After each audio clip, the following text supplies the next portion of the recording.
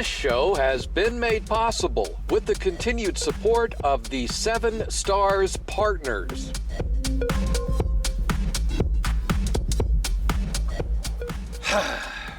Hello, friends.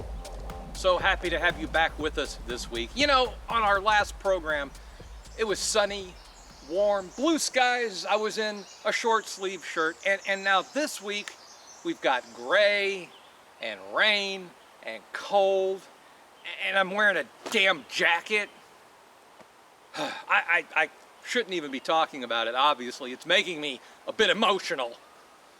But I hope all of you are staying healthy. And on this program, we will have more stories related to the stupid coronavirus, of course.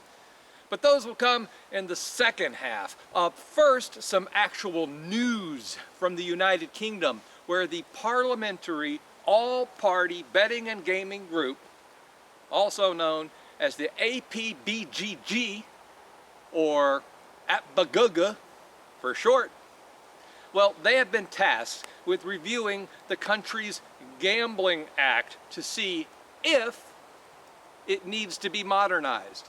Well, there's some good news. When was the last time a group of politicians was asked to get together and take a look at something and did not suggest a litany of changes? And if current public sentiment and political pandering factor in, well, you can best bet that those changes will not be a boost for gambling companies. And while we wait for that shoe to drop, more news from the UK involving a tribunal of all things. You know, I don't recall ever covering a tribunal on this show before. Oh well, first time for everything. At this tribunal, Betfred and Rank Group have been fighting the UK authorities over taxes collected on fixed odds betting terminals. In a nutshell, the HMRC wants the VAT from the FOBTs. And if you understood that, you are undoubtedly British. Betfred and Rank both said that the tax, quote, breached the EU test of fiscal neutrality and had won 2 previous challenges. And now, with the tribunal, they've won 3. Of course, the tax authority, well, they can appeal and force a 4th challenge. I mean, you know, right now, they got nothing else going on, right? So, we'll be right back with all the coronavirus stories.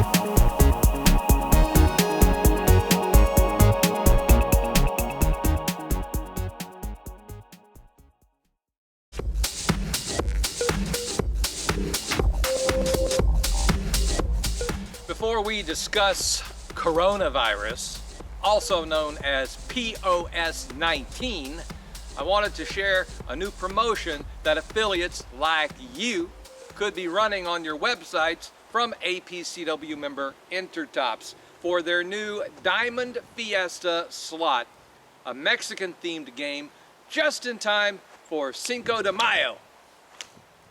There's an introductory bonus of 125% and up to 150 free spins, so get on over to the Intertops website to grab your creatives, or if you're not already an affiliate, go on and register. Now, a quick spin through the virus news, as Australia has experts worried over the rise in online gambling during the pandemic. Which makes me wonder if these experts actually understand what a stay-at-home order is.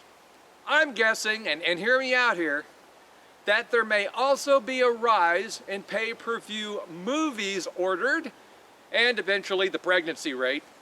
But I'm just speculating. I guess any excuse to take a shot at our industry is justifiable, but it's not just the Aussies, no. Them Swedes, they've placed a €459 weekly deposit limit on players in their country during the outbreak. 459. And if €459 seems arbitrary, well, that works out to about 1,000 of whatever the Swedes use for currency. I saw it written down. I wasn't even going to try to pronounce it. And Portugal is also putting limits on internet betting while we fight the virus. Limits on internet betting while we fight the virus. But they did not specify what those limits would be. Ah, super genius. The Portuguese say they must protect the vulnerable, such as children, during this pandemic. So I guess, you know, once the pandemic is over, kids are on their own. Hell with them. I mean, what does coronavirus really have to do with protecting the kids anyway? But then again, in politics, nothing really has to make sense.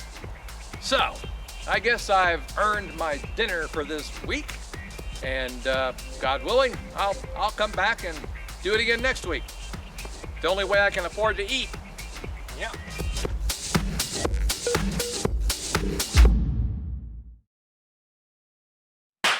Breached the EU test of physical neutrality. Did I say physical or physical?